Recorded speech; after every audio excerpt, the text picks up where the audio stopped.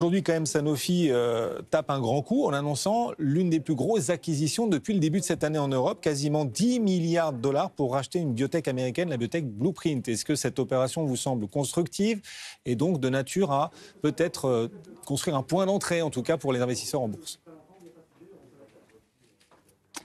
Alors non, malheureusement, parce que là, c'est la moitié des nouvelles qu'on a sur Sanofi. De l'autre côté, ils se loupent sur un médicament qui est en phase 3 et donc ça obère largement leur capacité à se développer. Donc de manière générale, on est sur un secteur de la santé qui est vraiment pas, qui est plutôt délaissé en ce moment.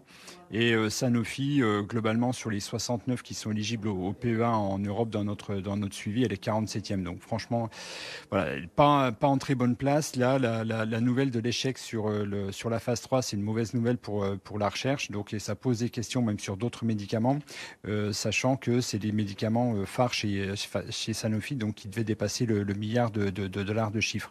Donc les analyses sont en train de réviser en baisse. Ça fait maintenant quelques temps qu'ils le font. On a un dossier qui est certes pas très cher en termes de valorisation, mais avec un momentum proche de zéro. Donc nous, on estime que dans le secteur de la pharma, on a mieux à faire. Et donc on met en avant des dossiers comme Orion en Finlande.